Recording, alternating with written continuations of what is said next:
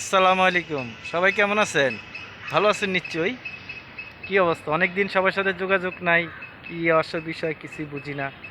যাই হোক তারপরও বলতে হয়, সবার সাথে যোগাযোগ রাখতে হয়। কারণ আমার যারা ভিডিওটা দেখেন, যারা ফলো করেন, তাদের সবাইকে বলতেছি, বলার উদ্দেশ্য করে বলতেছি, আমি ক্যামেরাম্যান, ভিডিওগ্রাফি, ফটোগ্রাফি সবই করি।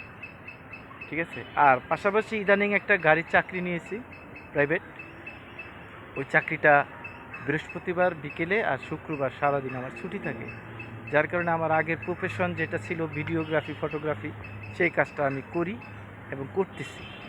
আজকেও আমি গুলশান পার্কে আসছি একটা শুটিংয়ের কাজে। এটা করব, তারপরে আমি আমার কর্মস্থলে ফিরে যাব। তো এখন সবাই আমাকে সাপোর্ট করবেন, আমার ভিডিওগুলো দেখবেন।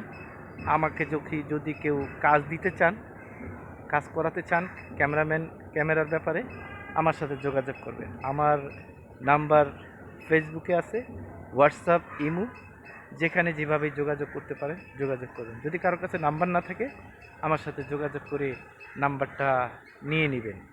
ঠিক আছে? এই হলো আমার কথা। তো সবাই যে যেখানেই থাকেন ভালো থাকবেন আর দোয়া করবেন। যদিও বয়স অনেক হয়ে গেছে, বয়স বেরোতেছে, কারণ এখন আর ওই ইয়াং বয়স নাই যে তরতাজা মানে দৌড়াদৌড়ি, হুড়াহুড়ি, পারাপারি। স্লো আইটেমের ভিতরে যতটুকু কাজ করতে পারি করার চেষ্টা করি, সবাইকে সাপোর্ট দিই। আর আমার যারা পুরানো ক্লায়েন্ট আছে, তারা আমাকে এখনও স্মরণ করে, যার কারণে আমি সবার কাছে কৃতজ্ঞতা জানাই। বিশেষ করে আমার ভাই ব্রাদার, নাম বললে কার নাম বলবো কার নাম বলবো না, কারণ হয়ে যায়।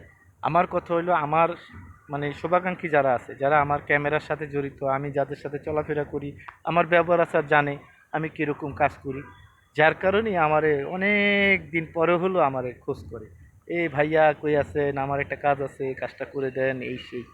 যেমন আজকে একটা শুটিংয়ের কাজে আসছি এখানে কাজ করার জন্য। তো যাই হোক, আর বেশি কথা বলবো না। যার যখন প্রয়োজন হবে আমার সাথে যোগাযোগ করবেন। ফটোগ্রাফি, ভিডিওগ্রাফি, বিয়ে, জন্মদিন, বিজ্ঞাপন, নাটক, এইসবের কাজে যখনই লাগবে আমার সাথে যোগাযোগ করবেন। ভালো থাকবেন। আসসালামু আলাইকুম।